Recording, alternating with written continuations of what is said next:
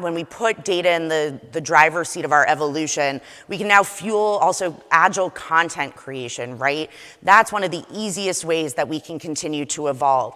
This idea that everybody's different. Personalization can be a challenge, but when you have data, it makes it a lot easier, because the biggest thing when it comes to personalization, I hear it all the time, is, well, we just don't know where to start.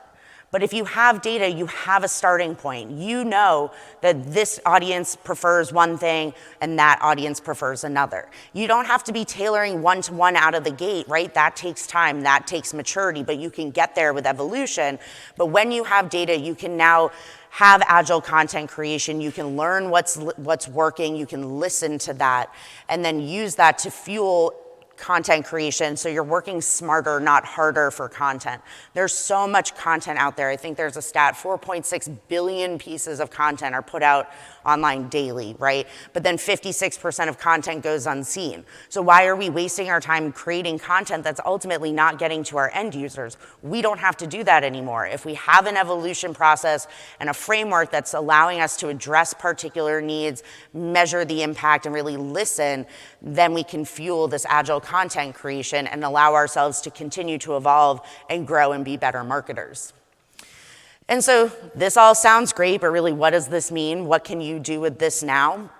And so just to really kind of summarize the takeaways, I think the first thing is to just not be complacent when it comes to transformation. It's important to start discussions today. I know it's Friday, so maybe on Monday or Tuesday. Monday's a holiday. All right, so not today. But start discussions really soon about breaking your roadmap into smaller pieces, right? Organizations often have a 3 to 5 year vision about where they want to go, and that's great. But we should be celebrating milestones every 6 months, right? We made this change. We saw this impact. We want to have measurable milestones on our evolution roadmap, so that we're able to celebrate and we're able to learn from those and adjust the roadmap accordingly. Just because you say we're going here doesn't mean you need to only go there. That endpoint might change, because it's really not about us, right? It's about what we're delivering for our consumers.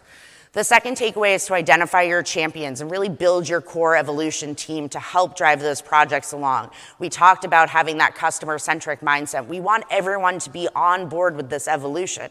And it's going to take time, but the earlier you start the conversations today and you identify the people that are going to support you in this process, the better off you're going to be.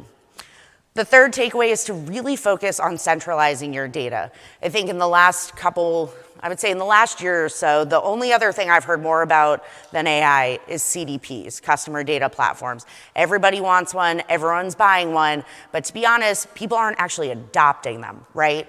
They're saying that they have it, they're like checking the box. I think Pam was talking about checking the box. We love to do that as marketers, but that's not enough. We need to focus our time and energy on centralizing the data, figuring out what systems we need to use to do that, and maximize that use, because that's the only way that we're going to continue to learn. We need to keep pulse on how our brand is performing, how it's resonating with our consumers, how we're performing across different channels. Are those channels working for us? And if we have data in multiple places, we're not getting the whole story, and everyone's interpreting all of that data differently. We need to be speaking the same language when it comes to data, when it comes to reporting.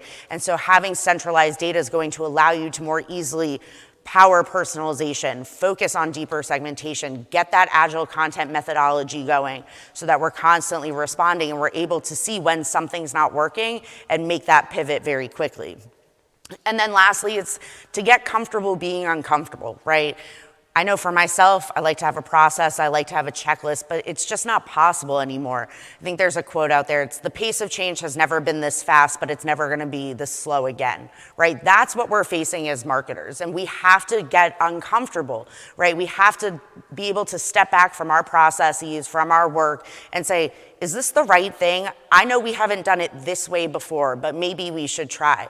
And so digital evolution means being uncomfortable, and that's a good thing for us, right? AI is such a disruptor because we are still figuring out what to do with it, right? It's forcing us to think about new ways to use technology, to use these things that are coming out, and it's forcing us to evolve as marketers, and that's a great thing for us, and it's a great thing for our organizations and our brands.